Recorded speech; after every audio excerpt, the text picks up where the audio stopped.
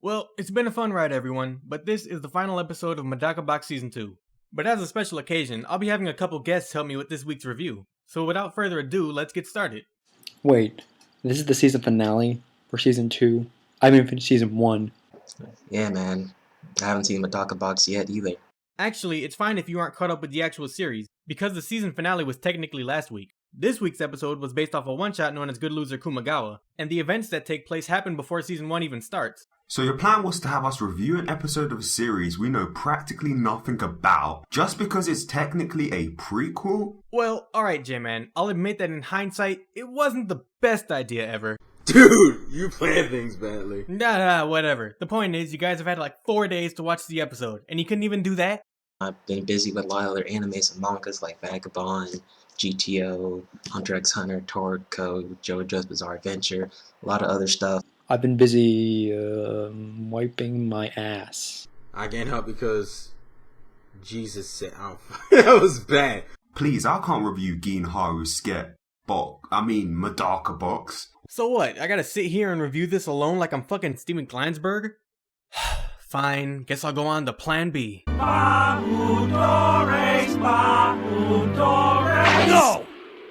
None of that! Shame on you! 嫌われ者のままで憎まれてるままでやりやくでいてもどうしても明かしてみせたい主役を張れるって Alright, so it's like I said earlier, Good Loser Kumagawa was based off a one-shot which was released in Jump Next around a year ago due to the popularity of the character, but the events of this episode take place after the events of the one-shot. So the final episode of Season 2 is a sequel to the prequel that takes place before Season 1. God damn it, Gynex. So right off the bat, the episode starts off with a mindfuck. We see the ending to last week's episode, then the camera zooms out, and a character known as Anshin thanks us for watching Season 2 over the last 3 months. Trying really hard not to fanboy right now, but after breaking the fourth wall, she basically starts off the show for us. And thus the trolling commences, as Kumagawa gets his own opening. An opening fit for a loser. And I'm like 90% sure the woman who sang the opening also sings a majority of the Pokemon openings. Damn, Gynex, you got Pokemon money? Alright, so the episode starts off. But considering this won't make sense to anyone who hasn't read the manga, I'll start off with a brief review of the actual one-shot.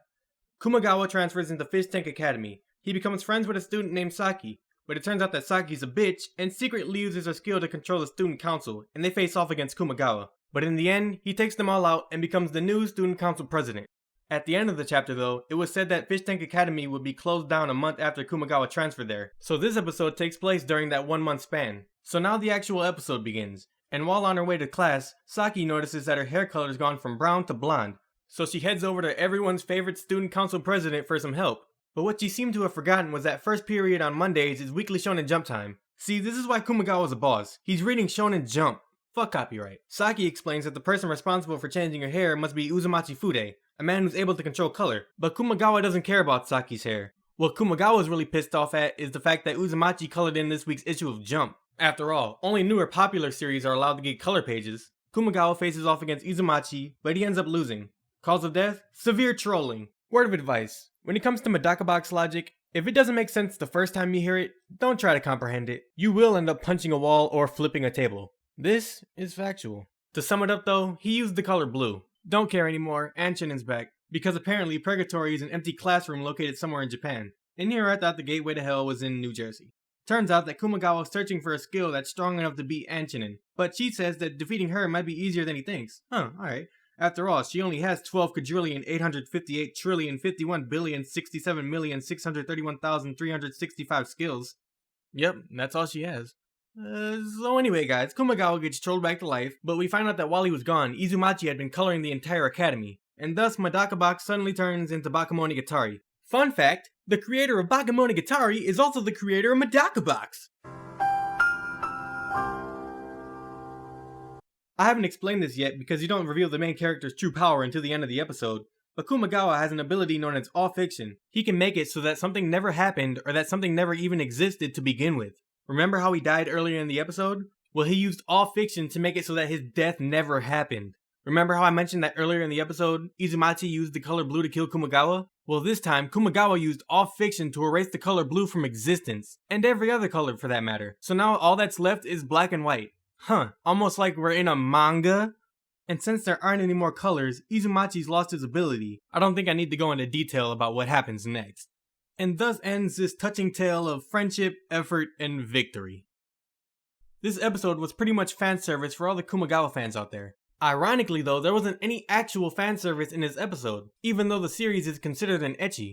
Just goes to show how much of a good loser Kumagawa actually is. But hey, he's the most popular character of the series. In fact, after years of research, a flowchart was developed which depicts the average Kumagawa fanboy's reaction to each chapter of the series. So just think of this episode as a foreshadowing of what's to come later on. If you haven't watched the Madaka Box yet, or you're still in the middle of watching Season 1, definitely check this episode out first.